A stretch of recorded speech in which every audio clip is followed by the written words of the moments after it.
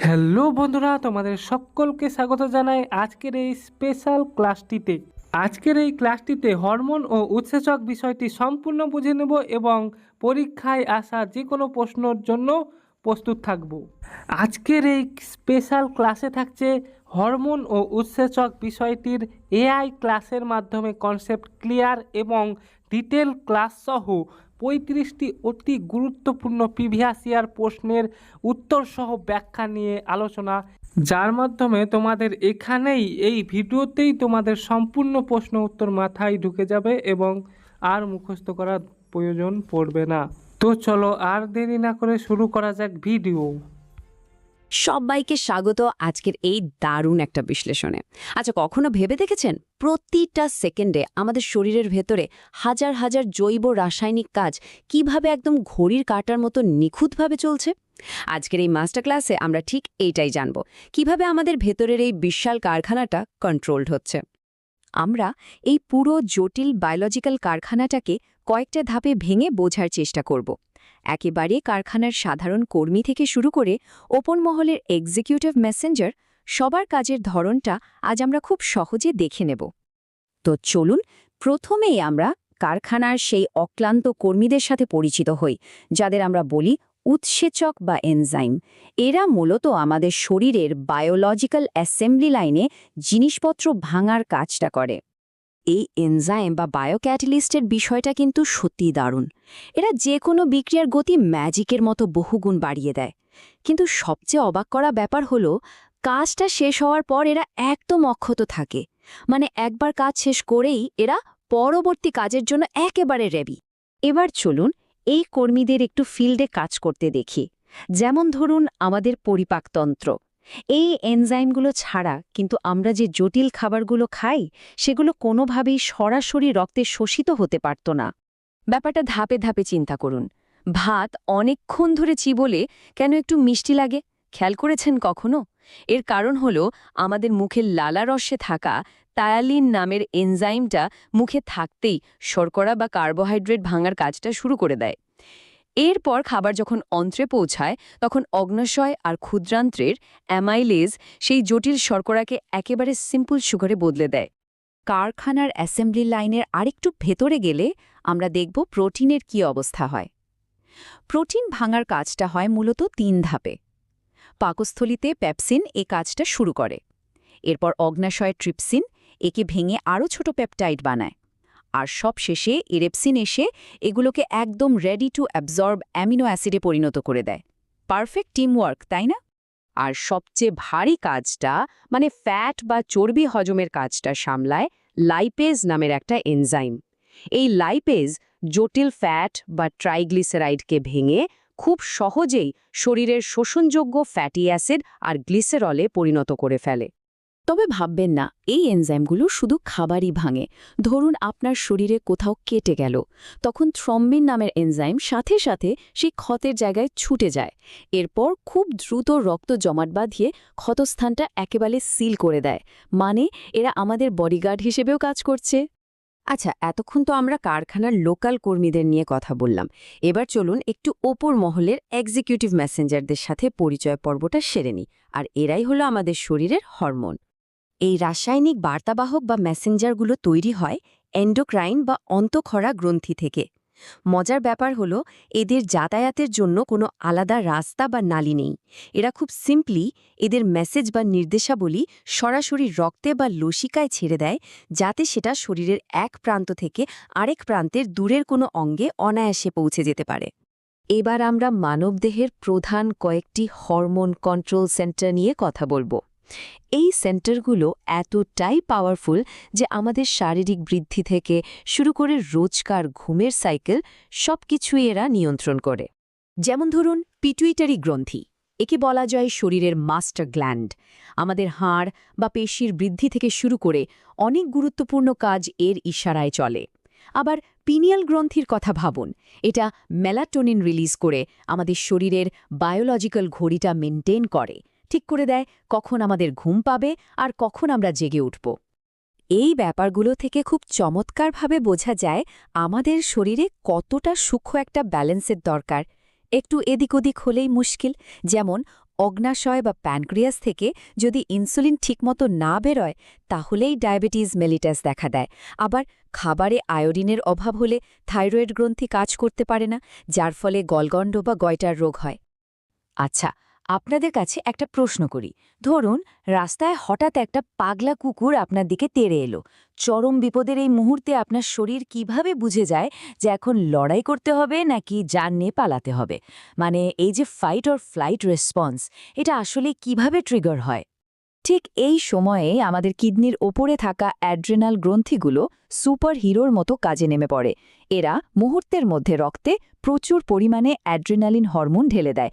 সাথে সাথে আপনার হার্টবিট আর ব্লাড প্রেশার এক লাফে বেড়ে যায়, আর আপনার শরীর বেঁচে থাকার এই ইমার্জেন্সি পরিস্থিতির জন্য পুরোপুরি রেডি হয়ে যায়। এই চার্টটা দেখলে আপনাদের কাছে পুরো ব্যাপারটা আরও ক্লিয়ার হয়ে যাবে। এখানে খুব সুন্দর করে সামারি করা আছে কোন কন্ট্রোল সেন্টার থেকে কোন মেসেঞ্জার বেরোচ্ছে আর তার আসল কাজটাই বাকি। আমরা তো মানুষের শরীরের কথা জানলাম, কিন্তু গাছপালার তো আর আমাদের মতো নার্ভাস সিস্টেম বা স্নায়ুতন্ত্র নেই, তাই না? তাহলে তারা বাইরের পরিবেশের সাথে কিভাবে রিয়্যাক্ট করে? হ্যাঁ, ঠিক ধরেছেন, তাদেরও বেঁচে থাকার জন্য পুরোপুরি নির্ভর করতে হয় নিজেদের এই রাসায়নিক বার্তাবাহক বা হরমোনগুলোর উপরই। যেমন ধরুন উদ্ভিদের কাণ্ড যে সূর্যের আলোর দিকে বেঁকে যায়, তার পেছনে কাজ করে অক্সিন নামের একটা হরমোন।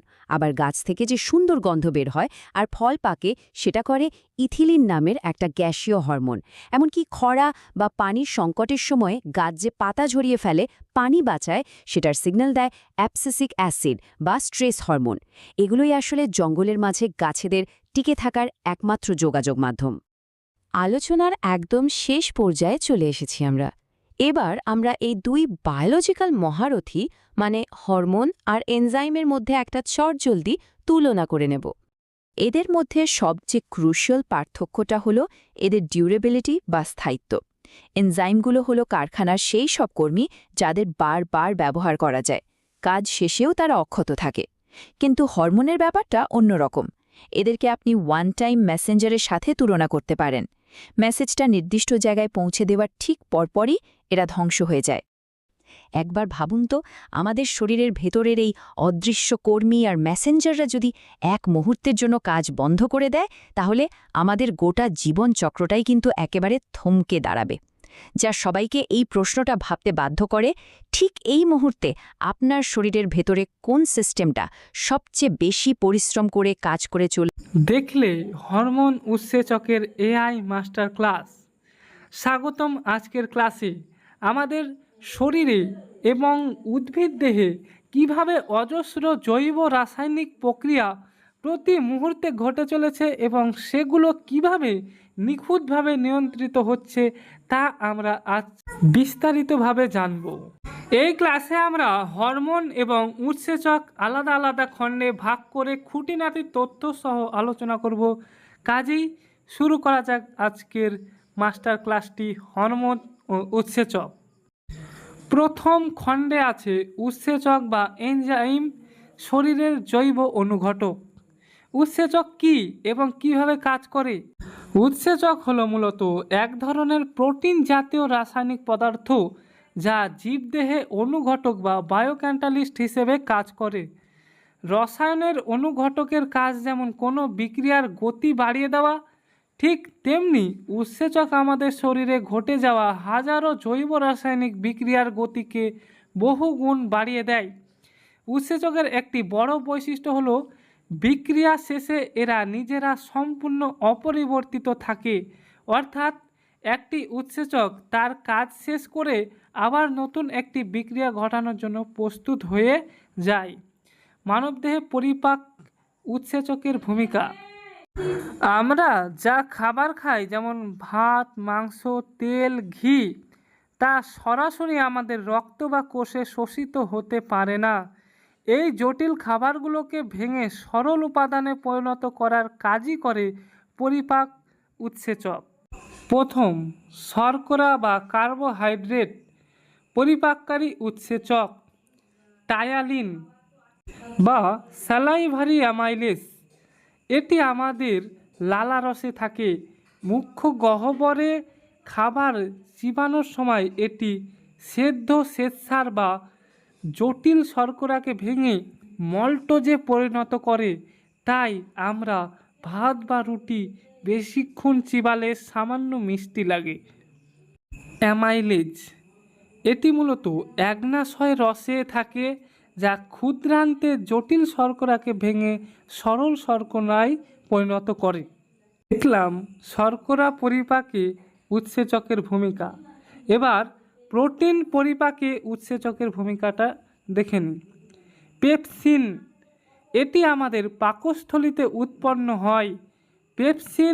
পেপসিনোজেন হিসেবে নিঃসৃত হওয়ার পর পাকস্থলীর হাইড্রোক্লোরিক বা HCl এর সংস্পর্শে এসে এটি সক্রিয় পেপসিনে পরিণত হয়। এটি জটিল প্রোটিনকে পেপটনে পরিণত করে। দ্বিতীয়ত ট্রিপসিন, এটি অ্যাগ্নাশয়ে তৈরি হয় এবং এটি ক্ষুদ্রান্তে এসে কাজ করে। এটি পেপটনকে ভেঙে আরও ক্ষুদ্র পেপটাইড এবং অ্যামিনো অ্যাসিডের দিকে নিয়ে যায়।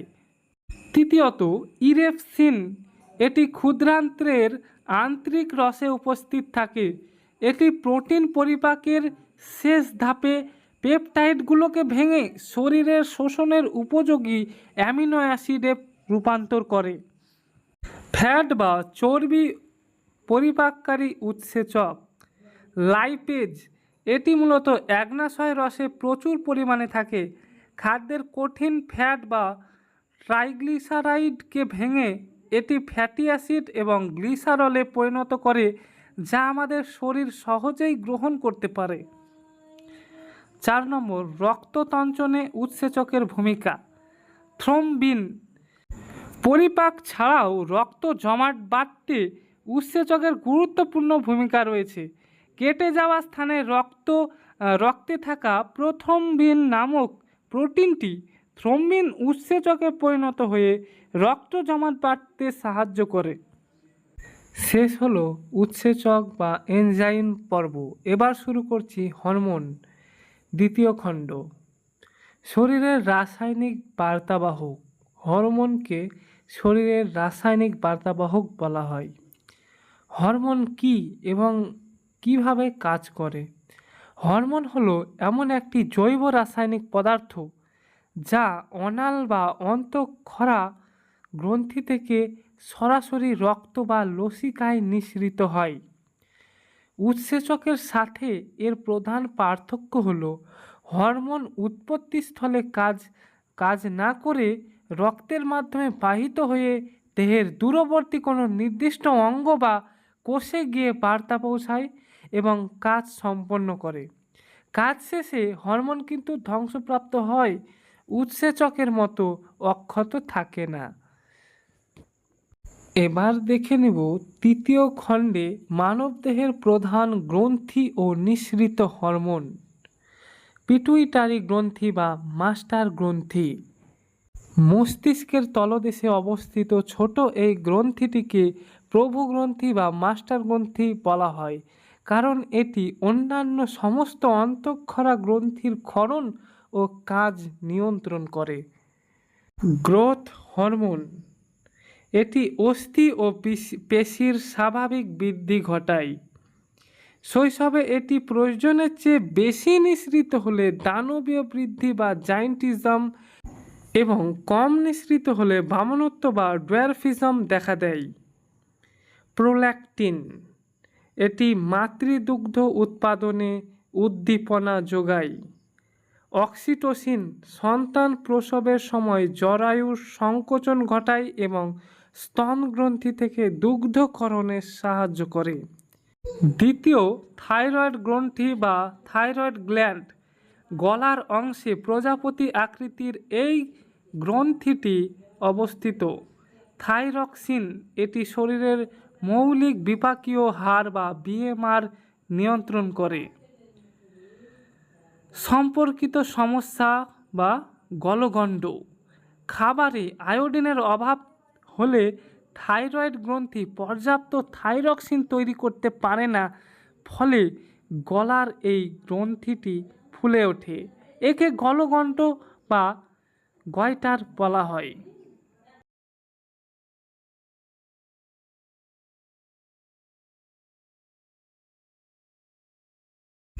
তৃতীয়ত আছে অগ্ন্যাশয় বা প্যানক্রিয়াস, মিশ্র গ্রন্থি। অগ্ন্যাশয়কে মিশ্র গ্রন্থি বলা হয় কারণ এর বহির্বাহী অংশ থেকে পরিপাক উৎসেচক যেমন ট্রিপসিন, লাইপেজ এবং অন্তঃক্ষরা অংশ আইলেটস অব ল্যাঙ্গারহ্যান্স থেকে সরাসরি রক্তে হরমোন নিঃসৃত হয়।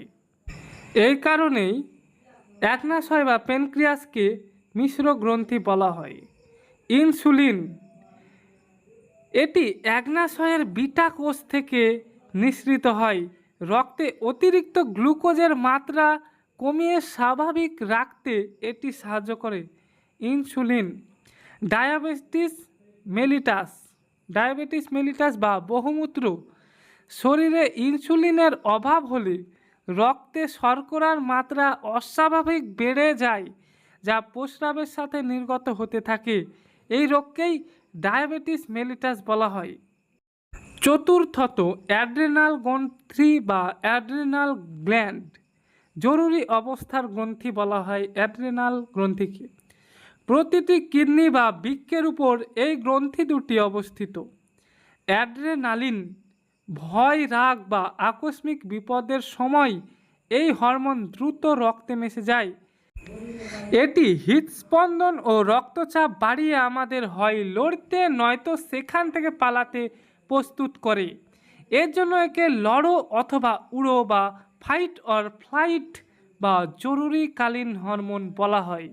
5 নম্বরে আছে পিনিয়াল গ্রন্থি বা পিনিয়াল গ্ল্যান্ড। মেলাটোনিন, এটি আমাদের মস্তিষ্কে থাকে এবং শরীরের জৈবিক ঘড়ি বা বায়োলজিক্যাল ক্লক পরিচালনা করে। আমাদের কখন ঘুমাবো আর কখন জাগবো সেই প্রাকৃতিক ছন্দ এটি নিয়ন্ত্রণ করে। 6 নম্বর আছে জনন গ্রন্থি ও যৌন হরমোন। এস্ট্রোজেন ডিম্বাশয় থেকে নিঃসৃত হয়, যা নারীদের শারীরিক বৃদ্ধি ও নারীসুলভ বৈশিষ্ট্য প্রদান করে। টেস্টোস্টেরন শুক্রাশয় থেকে নিঃসৃত হয়, যা পুরুষদের শারীরিক বিকাশ ও পুরুষ সুলভ বৈশিষ্ট্য বজায় রাখে। শেষ হলো আমাদের তৃতীয় খণ্ড এবং শুরু করছি চতুর্থ খণ্ড, উদ্ভিদ হরমোন। উদ্ভিদের কোনো নির্দিষ্ট স্নায়ুতন্ত্র নেই, তাই তাদের বৃদ্ধি ও সাড়া প্রদান সম্পূর্ণ হরমোনের উপর নির্ভর করে। অক্সিন, এটি উদ্ভিদের কাণ্ড বা মূলের ডগায় থাকে। এটি কোষের আকার বৃদ্ধি করে এবং আলো যেদিকে থাকে কাণ্ডকে সেদিকে বাঁকতে সাহায্য করে। তাকে ফটোট্রপিক চলন বলে। দ্বিতীয় আছে ইথিলিন, এটি গ্যাসীয় হরমোন। এটি প্রাকৃতিকভাবে গাছে ফল পাকানো এবং ফুলের সুন্দর সুবাস তৈরিতে মূল ভূমিকা রাখে। তৃতীয়ত আছে অ্যাবসিসিক অ্যাসিড, একে উদ্ভিদের স্ট্রেস হরমোন বলা হয়। গাছে জলের অভাব হলে এটি পাতার পত্ররন্ধ্র বন্ধ করে বাষ্পমোচন কমায় এবং প্রতিকূল পরিবেশে পাতা ঝরিয়ে গাছকে বাঁচিয়ে রাখে। এবার পঞ্চম পর্বে আমরা দ্রুত রিভিশন ও সারসংক্ষেপগুলো জেনে নিই। উৎস ও নালী। উৎসেচক সনাল গ্রন্থি বা নালীযুক্ত থেকে ক্ষরিত হয়। হরমোন অনাল গ্রন্থি বা অন্তঃক্ষরা গ্রন্থি বা নালীহীন গ্রন্থি থেকে সরাসরি রক্তে মেশে। স্থায়িত্ব, উৎসেচক বিক্রিয়া শেষে অপরিবর্তিত থাকে এবং পুনরায় ব্যবহৃত হয়। হরমোন কাজের পর ধ্বংসপ্রাপ্ত হয়। তৃতীয়, উপাদান। প্রায় সব উৎসেচকই প্রোটিনধর্মী, কিন্তু হরমোন প্রোটিন, অ্যামিনো অ্যাসিড বা স্টেরয়েড ধর্মী হতে পারে। এই সম্পূর্ণ ক্লাসটি কয়েকবার মনোযোগ দিয়ে রিভিশন দিলেই হরমোন ও উৎসেচক অধ্যায়ের যে কোনো প্রশ্নের উত্তর সহজে দেওয়া সম্ভব। এবার দেখে নিই আমরা এই সম্পূর্ণ ক্লাসটির 35টি অতি গুরুত্বপূর্ণ প্রিভিয়াস ইয়ারের প্রশ্ন উত্তর ব্যাখ্যা সহ আলোচনা, যা তোমাদের পরীক্ষা প্রস্তুতি একদম মজবুত করে তুলবে। হরমোন কি? উত্তর হবে রাসায়নিক বার্তাবাহক। হরমোন হলো অনাল বা অন্তঃক্ষরা গ্রন্থি থেকে উৎপন্ন এক ধরনের প্রোটিন বা স্টেরয়েড ধর্মী জৈব রাসায়নিক পদার্থ। এটি উৎপত্তি স্থল থেকে রক্ত বা লসিকা বাহের মাধ্যমে বাহিত হয়ে দূরবর্তী কোনো কোষে বার্তা পৌঁছায় এবং নির্দিষ্ট কাজ নিয়ন্ত্রণ করার পর নিজে ধ্বংসপ্রাপ্ত হয়। তাই একে রাসায়নিক বার্তাবাহক বা কেমিক্যাল মেসেঞ্জার বলা হয়। দ্বিতীয়, হরমোন সাধারণত কোথায় থেকে নিঃসৃত হয়? উত্তর হবে অন্তঃক্ষরা গ্রন্থি। মানব দেহের গ্রন্থিগুলোকে প্রধানত দুই ভাগে ভাগ করা যায়, বহিঃক্ষরা এবং অন্তঃক্ষরা। অন্তঃক্ষরা গ্রন্থির কোনো নির্দিষ্ট নালী বা নালীপথ থাকে না, অনাল গ্রন্থি। এদের নিঃসৃত রস বা হরমোন সরাসরি রক্তের সাথে মিশে যায়। 3 নম্বর প্রশ্ন, পিটুইটারি গ্রন্থিকে কি বলা হয়? উত্তর হবে মাস্টার গ্রন্থি বা প্রভু গ্রন্থি।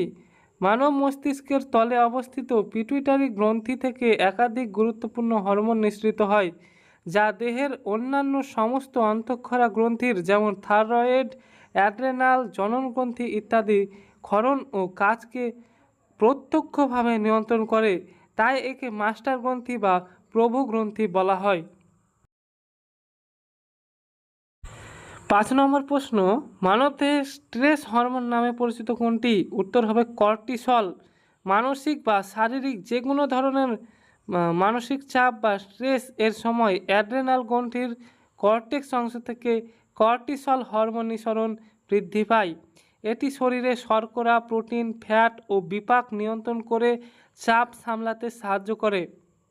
6 নম্বর প্রশ্ন, অ্যাড্রিনালিনকে কোন হরমোন বলা হয়? উত্তর হবে জরুরি অবস্থার হরমোন, অথবা লড়ো অথবা উড়ো, ফাইট অর ফ্লাইট হরমোনও বলা হয়। ভয়, রাগ বা ভয়াবহ পরিস্থিতি বা আকস্মিক কোনো বিপদে অ্যাড্রেনাল গ্রন্থির মেডালা অংশ থেকে দ্রুত অ্যাড্রেনালিন নিঃসরণ হয়। এটি রক্তচাপ, হৃদস্পন্দন বাড়িয়ে শরীরকে তৎক্ষণাৎ লড়তে বা ফাইট অথবা পালিয়ে আত্মরক্ষা করতে করতে প্রস্তুত করে। তাই একে জরুরিকালীন বা আপৎকালীন হরমোন বলে। 7 নম্বর প্রশ্ন, মানবদেহের কোন গ্রন্থি অন্তর্বাহী এবং বহির্বাহী উভয় হিসেবে কাজ করে? উত্তর হবে অ্যাগ্নাশয়। অ্যাগ্নাশয় বা প্যানক্রিয়াসকে মিশ্র গ্রন্থি বলা হয়, কারণ এটি বহির্বাহী অংশ থেকে পরিপাকের উৎসেচক যেমন ট্রিপসিন, অ্যামাইলেজ নিঃসৃত হয়ে নালীর মাধ্যমে ক্ষুদ্রান্তে যায়, এবং অন্তঃক্ষরা অংশ যেমন আইলেটস অব ল্যাঙ্গারহ্যান্স থেকে সরাসরি রক্তে হরমোন যেমন ইনসুলিন, গ্লুকোজ ইত্যাদি নিঃসৃত হয়।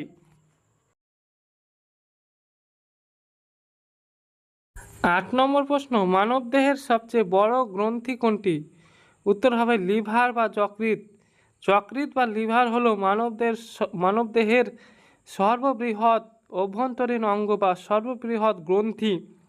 এটি পিত্তরস তৈরি করে চর্বি পরিপাকে সাহায্য করে এবং শরীরের বিভিন্ন পরিপাকীয় প্রক্রিয়ায় প্রধান ভূমিকা পালন করে। 9 নম্বর, রক্তে ক্যালসিয়ামের মাত্রা নিয়ন্ত্রণ করে কোন গ্রন্থির হরমোন? রক্তে ক্যালসিয়ামের মাত্রা নিয়ন্ত্রণ করে কোন গ্রন্থির হরমোন? উত্তর হবে প্যারাথাইরয়েড গ্রন্থি।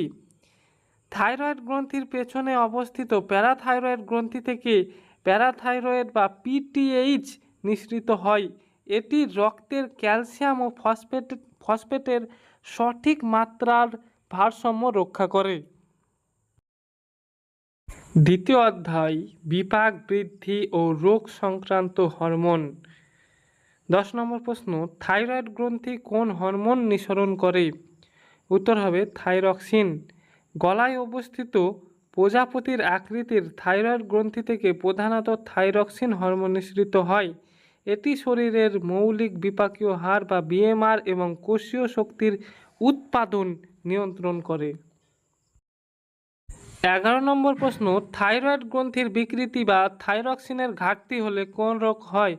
উত্তর হবে গলগণ্ড বা গয়টার। খাদ্য বা জলে আয়োডিনের অভাব হলে থাইরয়েড গ্রন্থি পর্যাপ্ত থাইরক্সিন তৈরি করতে পারে না। তখন থাইরয়েড গ্রন্থিটি আকারে অনেক বড় হয়ে ফুলে যায়, যাকে গলগণ্ড বা গয়টার রোগ বলা হয়। 12 নম্বর প্রশ্ন, অগ্নাশয় থেকে নিঃসৃত ইনসুলিন কি নিয়ন্ত্রণ করে? উত্তর হবে রক্তের শর্করার মাত্রা। ইনসুলিন হরমোন রক্তে অতিরিক্ত গ্লুকোজ যকৃৎ ও পেশিতে গ্লাইকোজেন হিসেবে জমা করতে সাহায্য করে, ফলে রক্তে গ্লুকোজের সঠিক মাত্রা বজায় থাকে। 13 নম্বর প্রশ্ন, ইনসুলিন হরমোন অগ্নাশয়ের কোন নির্দিষ্ট কোষ থেকে নিঃসৃত হয়? উত্তর হবে বিটা কোষ। অগ্নাশয়ের মধ্যে আইলেটস অফ ল্যাঙ্গারহ্যান্স নামক অংশ থাকে। এর আলফা কোষ থেকে গ্লুকাগন এবং বিটা কোষ থেকে ইনসুলিন তৈরি হয়। 14 নম্বর প্রশ্ন, ডায়াবেটিস মেলিটাস বা বহুমূত্র রোগের কারণ কি? উত্তর হবে ইনসুলিনের ঘাটতি। অগ্নাশয়ের বিটা কোষ নষ্ট হলে বা কাজ না করলে প্রয়োজনীয় ইনসুলিন তৈরি হয় না। এতে রক্তে গ্লুকোজের পরিমাণ অস্বাভাবিকভাবে বেড়ে যায় এবং তা মূত্রের মাধ্যমে বের হতে থাকে। এই অবস্থাকে ডায়াবেটিস মেলিটাস বলে। 15 নম্বর প্রশ্ন, মানবদেহে সঠিকভাবে বৃদ্ধি ও বিকাশের জন্য কোন হরমোন জরুরি? উত্তর হবে গ্রোথ হরমোন। পিটুইটারি গ্রন্থির অগ্রভাগ থেকে নিঃসৃত গ্রোথ হরমোন দেহের অস্থি, পেশি এবং অন্যান্য কলাংশের স্বাভাবিক বৃদ্ধি ঘটায়। 16 নম্বর প্রশ্ন, অতিরিক্ত গ্রোথ হরমোন শিশুদের মধ্যে কি সৃষ্টি করে? উত্তর হবে দানবীয় বৃদ্ধি বা জাইন্টিজম। শৈশবকালে পিটুইটারি থেকে প্রয়োজনের চেয়ে বেশি গ্রোথ হরমোন নিঃসৃত হলে হাড় ও পেশির অস্বাভাবিকভাবে বৃদ্ধি ঘটে, ফলে শিশুটি অতিমাত্রায় লম্বা বা দানবাকৃতির হয়ে ওঠে।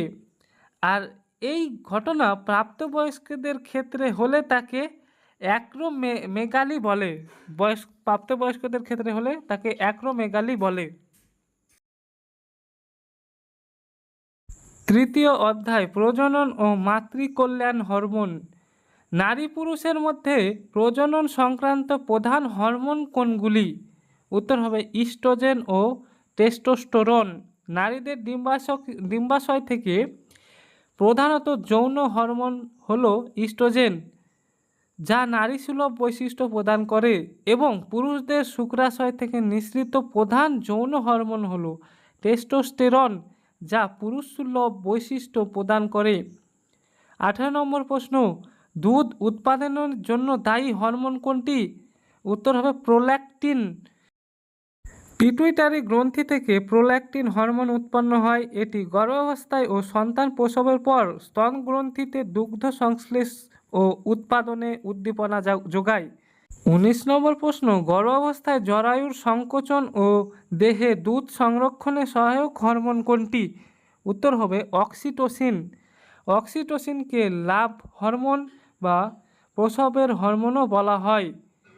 সন্তান প্রসবের সময় এটি জরায়ুর পেশির সংকোচন ঘটিয়ে প্রসব সহজ করে এবং স্তনগ্রন্থি থেকে দুগ্ধক্ষরণে বা নিষ্কাশনে মূল ভূমিকা রাখে। 4 নম্বর অধ্যায়, উৎসেচক ও পরিপাকতন্ত্র। 20 নম্বর প্রশ্ন, উৎসেচক বা এনজাইম মূলত কি? উত্তর হবে রাসায়নিক বিক্রিয়া দ্রুতায়ক বা জৈব অনুঘটক। উৎসেচক হলো প্রধানত প্রোটিন দিয়ে তৈরি জৈব অনুঘটক। এটি জীবদেহে ঘটে যাওয়া যে কোনো রাসায়নিক বিক্রিয়ার গতিকে বহুগুণ বাড়িয়ে দেয়, কিন্তু বিক্রিয়া শেষে নিজে অপরিবর্তিত থাকে বা ধ্বংসপ্রাপ্ত হয় না।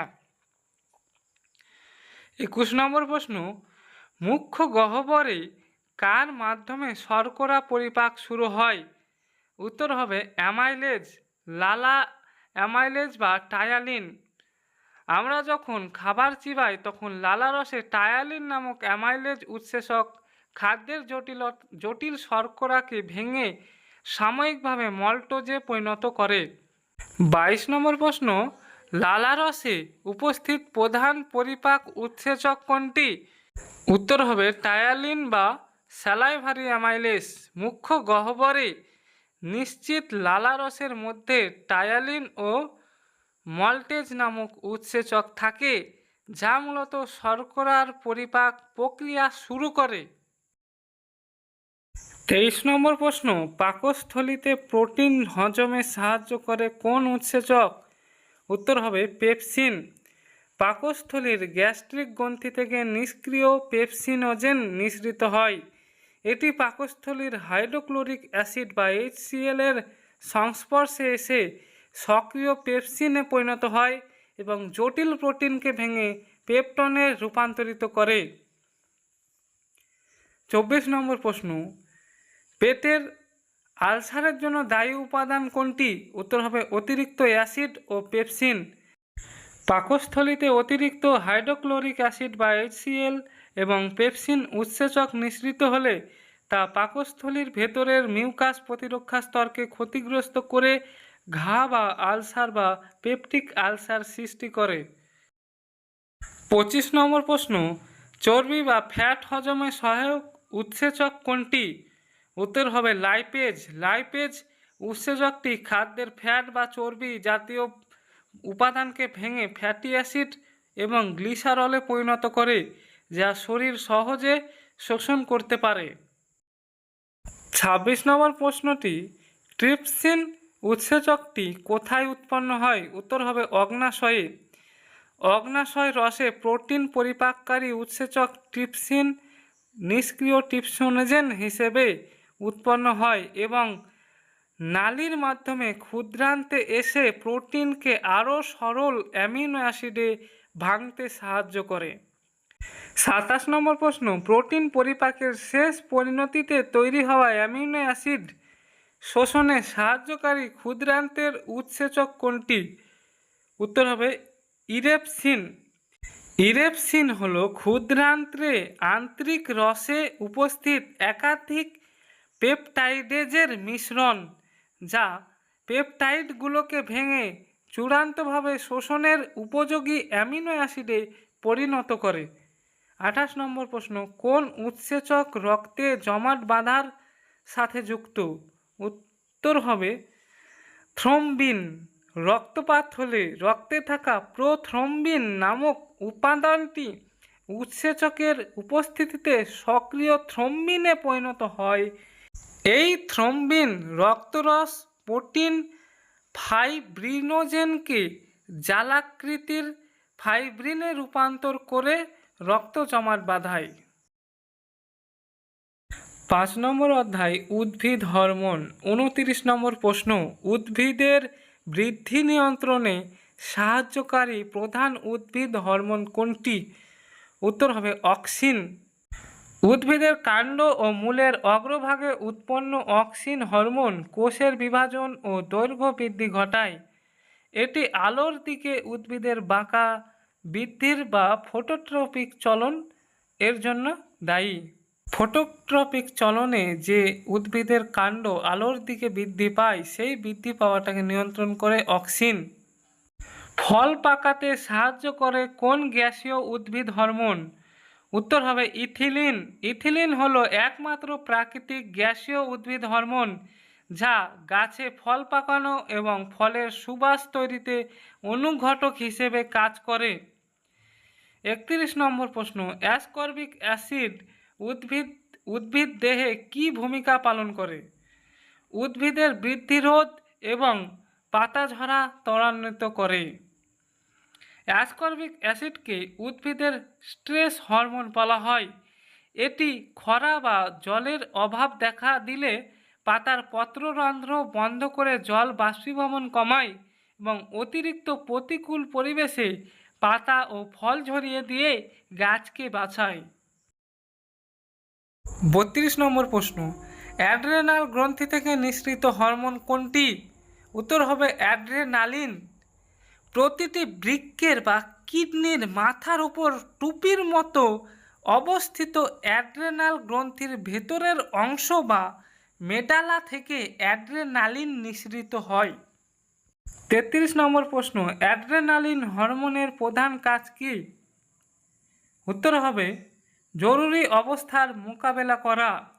এটি শরীরের বিপাক হার বাড়ায়, চোখের তারা বা রন্ধ্র প্রসারিত করে, ত্বক ও অভ্যন্তরীণ অঙ্গের রক্তনালী সংকুচিত করে পেশিতে রক্ত সরবরাহ বাড়ায়। 34 নম্বর প্রশ্ন, হরমোন ও উৎসেচকের পার্থক্য কী?